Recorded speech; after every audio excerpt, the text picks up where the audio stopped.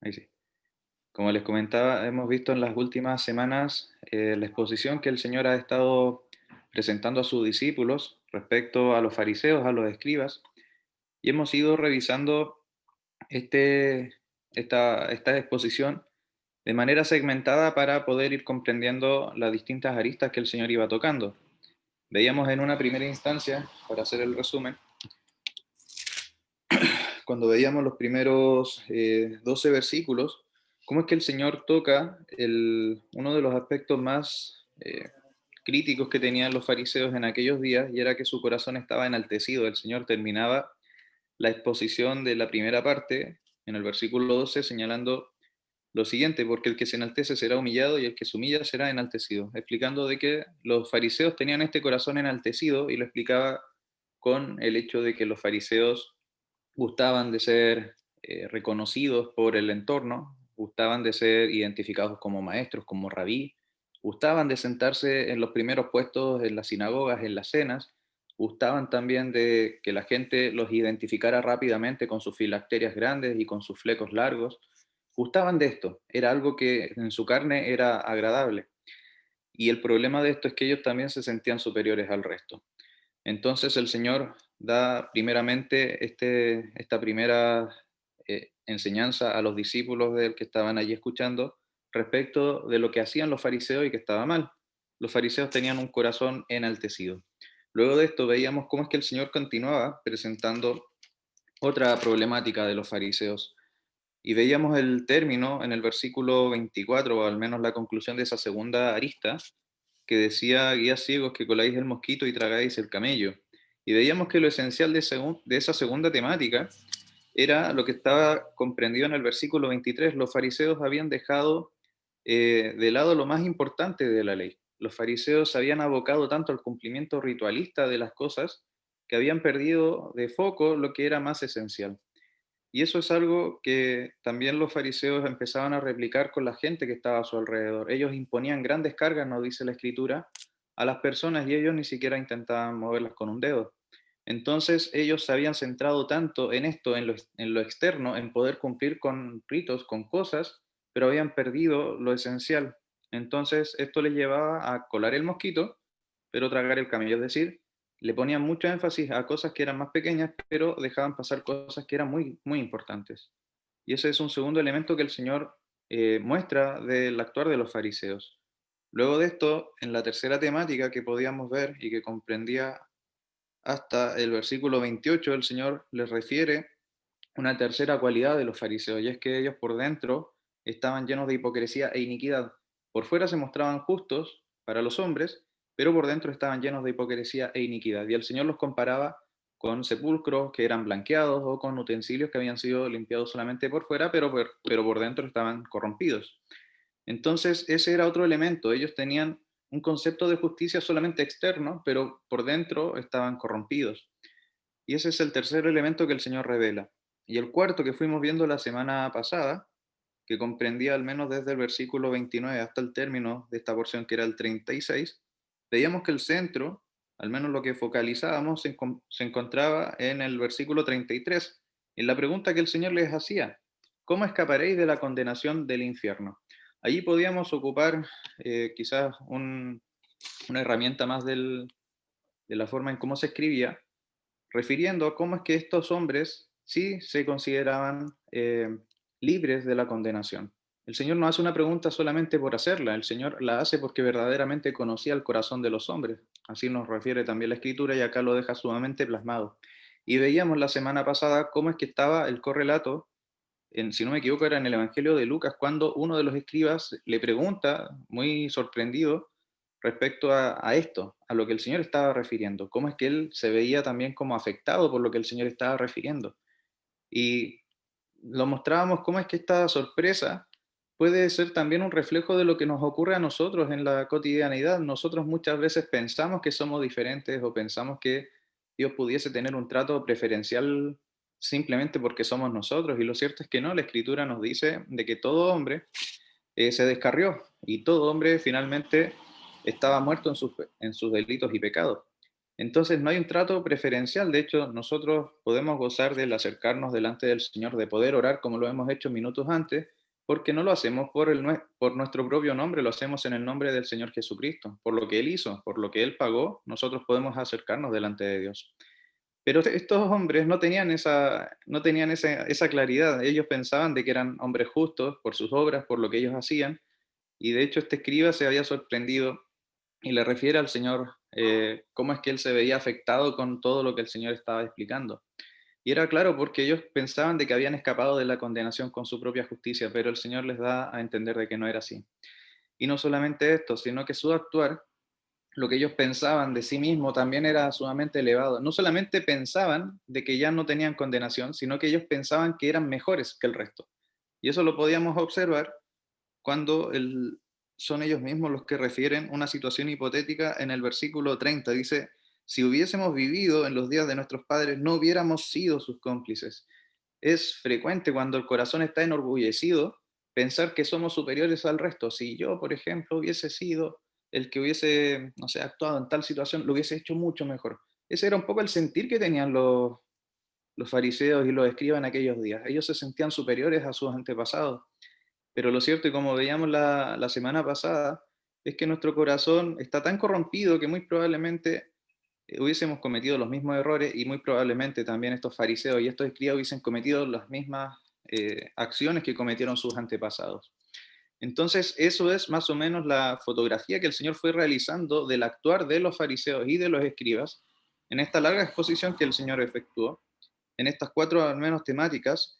Y esta semana podemos ir revisando los últimos 3 versículos de este capítulo, que pareciera ser de que el Señor cambia ahora el foco, porque ya no se está refiriendo directamente al actuar de los fariseos en sí, sino que está hablando ya en un plano un poco más global.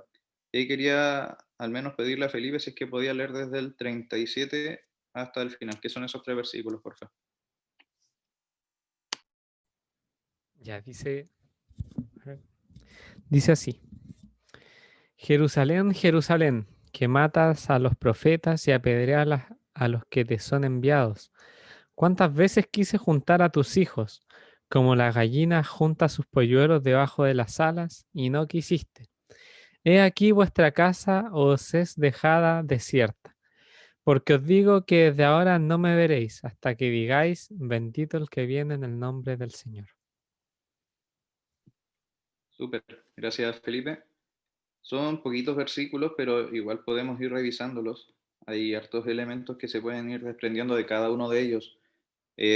Voy a tratar de ir como focalizando en el versículo 37 y así vamos a ir bajando hasta terminar estos 3 versículos y ahí voy a dejar para que otros hermanos puedan comentar un poquito. Si vamos revisando el versículo 37, lo primero que me llama la atención es la reiteración de la ciudad de Jerusalén. Jerusalén, Jerusalén. Esto sabemos que por la forma de escribir de los hebreos es una reiteración que no está por azar. Cuando hay una reiteración de un concepto, de un nombre, muchas veces guarda dos elementos que podemos tener presentes. Uno es que lo que se va a enunciar es de suma importancia, de suma relevancia, pero por otro lado también hay un componente emocional no menor. El componente emocional que nosotros podemos desprender de acá es un carácter más bien como de angustia de parte del Señor respecto a lo que ocurría. Un hermano que hacía una anotación respecto a este escrito comentaba cómo es que la emoción que habría experimentado el Señor no era una emoción humana simplemente, sino que obedecía también al sentir de Dios respecto a la dureza de las personas que habían hecho estas cosas, respecto al hecho de que la nación de Israel había matado a los profetas que habían sido enviados, habían apedreado a quienes iban con el mensaje de arrepentimiento. Veíamos cómo es que el Señor, al término de la porción anterior, cuando mencionaba el caso de Zacarías, hijo de Berequías, esa porción, si no me equivoco, está en Segunda de Crónicas y es sumamente potente cuando uno la revisa, cómo es que se dan los eventos. El pueblo se había descarriado, estaba yendo en pos de otras deidades y vemos que Zacarías se levanta inspirado por el Señor para reprender al pueblo y finalmente le matan por autorización también del mismo rey. Y es una imagen brutal. Y pensando en esto, cómo es que este escenario se fue suscitando una y otra vez en la historia de Israel, veíamos cómo es que el Señor se lamenta por este actuar, se lamenta por la dureza que habían manifestado. Y pensaba en ello, en cómo es que el Señor se siente respecto al rechazo que manifiestan estas personas. La Escritura nos dice de que Dios no se goza con la muerte del que muere, sino más bien que su deseo es que todos procedan en arrepentimiento. Pero acá veíamos esta dureza que persistía con el transcurso de las generaciones. Y el hecho también más notable es que acá vemos cuál era la intención del Señor. Dice, ¿cuántas veces quise juntar a tus hijos como la gallina junta a sus polluelos debajo de las alas y no quisiste? Hay varios versículos que dan cuenta de esto. En la tarde estuve revisando algunos de ellos, en cómo el concepto de las alas, sobre todo en el Antiguo Testamento, da cuenta de una protección. De hecho, creo que en el libro de Ruth, en capítulo 2, hay un versículo que hace una manifestación de esto, a cómo es que bajo la sombra de las alas finalmente hay protección allí. Había una porción que había destacado, si no me equivoco, era en el Salmo 91, que también daba cuenta de esto. Cómo es que bajo las alas hay, hay una protección de parte del Señor.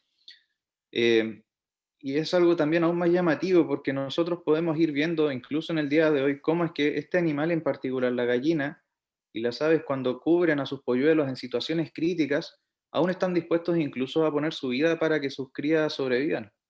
No hace mucho recuerdo haber visto una historia, creo que era, no sé si era de una gallina o era de otra ave, que en un incendio que estaba en una zona, es la madre la que finalmente toma los polluelos, los cubre, la madre finalmente muere calcinada, pero sus polluelos sobreviven por la protección que había efectuado con sus alas. Y es el mismo sentir que manifiesta acá el Señor respecto a la nación de Israel, a cómo es que ellos habían actuado de mala manera. El Señor quería reunirlos, quería protegerlos, quería resguardarlos, quería mostrarles el camino de salvación con el envío de los profetas, con las personas que iban para amonestarles, pero ellos en su dureza se dispersaban, en su dureza no escuchaban este mensaje. Y eso es algo llamativo que podemos ver solamente en el versículo 37. Si nosotros continuamos ya en el versículo 38, al menos podemos ver ahí, es un poco más amplio la interpretación quizás que uno puede extraer, pero la que leía y que me hacía sentido, también por lo que se viene desarrollando en el capítulo 24, es el hecho de que finalmente el Señor termina esta exposición y Él se va. Y de hecho en el versículo 34 el Señor ya empieza a hablar respecto a la destrucción del templo.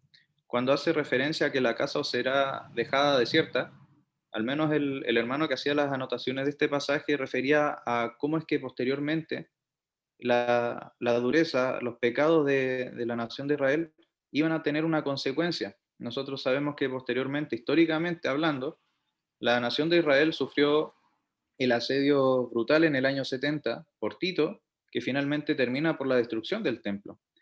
Y finalmente esa destrucción perdura hasta el día de hoy. El pueblo de Israel no tiene un templo físico donde poder reunirse y adorar como lo hacían en aquellos años. Y eso es llamativo. Pero no solamente esto es llamativo en cuanto a la consecuencia del pecado que habían manifestado, sino que también en el versículo 39 vemos que el Señor también muestra como la resolución de lo que habría acontecido o de lo que estaba aconteciendo en aquellos días. Vemos el problema del pecado, vemos la consecuencia, pero el versículo 39 nos muestra la resolución de parte de Dios, porque dice, porque os digo que ahora, desde ahora no me veréis, hasta que digáis bendito el que viene en el nombre del Señor. Esa expresión, bendito el que viene en el nombre del Señor, es una expresión que se encuentra en el Salmo 118, es un salmo mesiánico, que apunta a cuando el pueblo también reconozca la venida del Señor ya en majestad. Sabemos de que eso es un evento certero, sabemos de que eso efectivamente ha de ocurrir. De hecho, también la Escritura nos lo refiere en el Nuevo Testamento, cuando dice que toda rodilla se doblará y va a reconocer que Jesucristo es el Señor para gloria de Dios Padre. Son promesas, son eventos futuros, pero podemos tener la plena confianza en que si el Señor los ha manifestado de esta manera en la Escritura, es una promesa que efectivamente se va a cumplir. Y eso es algo que durante la meditación de la tarde me llenaba de gozo porque nosotros muchas veces fracasamos. Cuando nosotros decimos como, te prometo que, no sé, que nos vamos a juntar el día de mañana para hacer tal trámite, es muy probable de que pasen circunstancias que lo impidan. Yo no puedo garantizar 100% de que algo vaya a realizarse, nadie puede incluso garantizarse que vamos a seguir con vida en 5 minutos más, pero lo cierto es que cuando Dios promete, cuando Dios dice algo, cuando Dios dice que algo se va a cumplir, independiente de la oposición de las personas, de las muchas circunstancias que puedan ocurrir, podemos descansar en que Dios efectivamente lo va a llevar a cabo y eso va a ser así. Y eso es algo que me llenaba de gozo, porque nosotros no somos seres confiables, nosotros no tenemos control de las cosas, pero Dios sí. Y Dios reconoce de que va a llegar el día en donde Dios va a poner fin al problema del pecado y se le va a reconocer al Señor Jesucristo como Dios y como Señor. Y eso es algo que al menos a mí me alegraba en esta tarde. Y con eso al menos quería cerrar la idea y ahí dejar a otros hermanos que puedan ir comentando a esta pequeña porción, pero que tiene hartos elementos para considerar. Eso.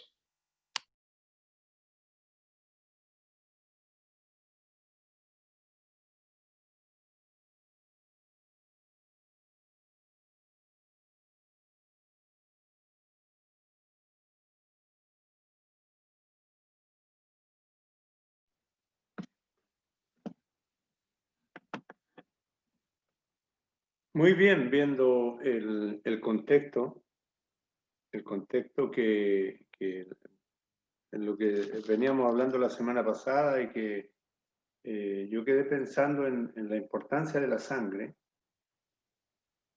porque se menciona la sangre allí. Y el Señor muestra la condición del hombre, el estado del corazón del hombre, y muestra también hasta lo que el hombre puede llegar, lo que el hombre puede llegar. Y en el verso 35, para no salirme del tema, para ir avanzando, dice, para que venga sobre vosotros toda la sangre justa que se ha derramado sobre la tierra. ¿Ya? Y desde la sangre de Abel hasta el justo hasta la sangre de Zacarías, hijo de Berequías, a quien matasteis entre el templo y el altar. Y la sangre habla, allí en el libro de Hebreos vemos de que cuando el Señor le dice a Caín, le dice, la sangre de tu hermano clama a mí desde la tierra, y toda la sangre de los justos clama desde la tierra. Ahora el Señor va a vengar todo eso, porque allí en el 33, como mencionaba Felipe, dice, ¿cómo escaparéis de la condenación del infierno? Aunque ellos se consideraban justos, habían obrado, pero tremendamente mal, tremendamente mal. Y por supuesto que nosotros no somos mejores que ellos. Y el Señor, en el clamor que hace en el verso 37, es como enfático cuando se dice Jerusalén, Jerusalén, como mencionaba Felipe, que matas a los profetas y apedreas a los que te son enviados. Ahora, el Señor pone como un ícono a la ciudad de Jerusalén, como algo especial, porque era la ciudad del gran rey, es la ciudad donde entrará el Señor, es la ciudad donde el Señor fue crucificado. Y el Señor muestra la intención de su corazón de juntar a los hijos de Jerusalén, como la gallina junta sus polluelos debajo de sus alas, y no quisiste. Y vemos la renuencia del hombre, la renuencia ante el propósito que el Señor tiene. Y nosotros no somos diferentes, nosotros somos renuentes también a que el Señor obre en nuestras vidas. Muchas veces la dureza de nuestro corazón va a impedir que el Señor haga muchas cosas en nosotros. Alguien mencionaba en una ocasión que de no ser por el pecado, si el Señor nos permitiera ver lo que el Señor hubiera hecho sin mediar el pecado en nosotros, quedaríamos maravillados de la obra que el Señor podría hacer. ¿Y cuántas veces nos hemos opuesto a hacer la voluntad del Señor? A obrar en el Espíritu, a vivir conforme a la voluntad de Dios. Y el pueblo de Israel era así. Cuando en el verso 38 se dice aquí, vuestra casa os es dejada desierta. La casa se refiere a la nación, al pueblo de Israel, a la nación. Nacionalmente, la casa está desocupada, está vacía y solamente adornada con religión. Adornada porque está blanqueada por fuera, pero por dentro hay carroña como nos dice aquí, que son semejantes a sepulcros blanqueados. Ese era el corazón del pueblo. Y la casa os es dejada desierta. Y quedan solos allí. Y dice, porque os digo que desde ahora no me veréis hasta que digáis, bendito el que viene en el nombre del Señor. Y el Señor allí me hace recordar la profecía de Zacarías, capítulo 12, si no me equivoco, Zacarías capítulo 12, verso 10. Zacarías capítulo 12, verso 10, porque luego lo que el Señor va a hablar en el capítulo 24 también es escatológico, es para el tiempo del fin. Y dice el capítulo 12, verso 10, en el momento en que le verán y digan bendito el que viene en el nombre del Señor, dice, derramaré sobre la casa de David y sobre los moradores de Jerusalén espíritu de gracia y de oración, y mirarán a mí a quien traspasaron, y llorarán como se llora por hijo unigénito, afligiéndose por él como quien se aflige por el primogénito. En aquel día habrá gran llanto en Jerusalén, como el llanto de Adad Rimón en el valle de Megiddo. Lamentarán haber crucificado al Señor. Pero todo esto es profético. De hecho, tenemos que considerar también lo que dice en el capítulo 11, del libro de la Carta a los Romanos, que ha acontecido a Israel endurecimiento en parte hasta que haya entrado la plenitud de los gentiles. Y vamos viendo de que todo esto entra en el gran programa del Señor, en el gran programa de Dios, para que nosotros, los gentiles, pudiéramos también alcanzar salvación. Y allí muestra la condición y el endurecimiento del pueblo. El Señor vino primeramente a Israel, al judío primeramente, pero dice la Escritura que también al griego o al gentil, donde entraríamos nosotros también para esta salvación. Yo no sé si me salí de la idea, pero quería... Pero yo lo veo como proféticamente va avanzando hacia el futuro, mostrando el estado del corazón, y el Señor amonesta duramente a los fariseos. Los amonesta duramente y totalmente alejados del Señor, pendientes solamente de lo físico, pero no de lo espiritual, porque eran guardianes de la ley. Ellos tenían los manuscritos, los tenían ellos, estaban a su resguardo. Ellos guardaban todos los elementos, todos los utensilios sagrados, hasta cuando ya Tito destruye el templo el año 70.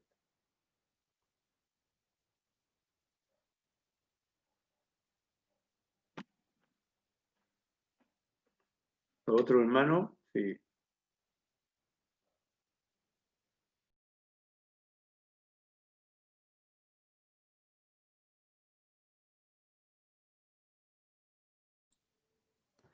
Igual yo pensaba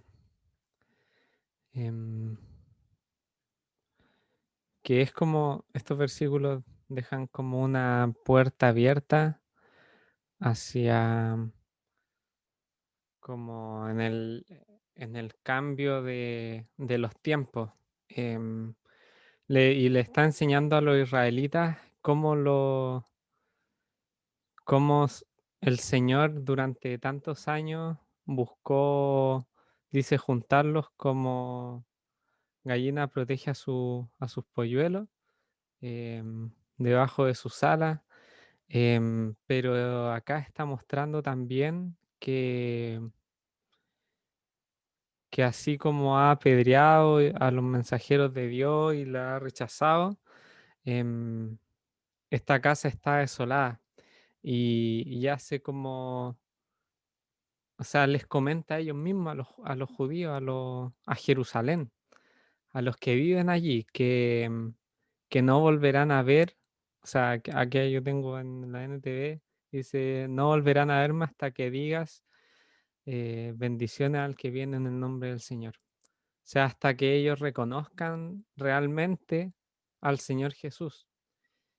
Em, y acá la desolación lo veo como una casa abandonada al Señor, po. Una casa dejada de su mano, porque ellos mismos se quisieron alejar en el fondo, porque ellos mismos rechazaron a los profetas, rechazaron a los enviados de Dios.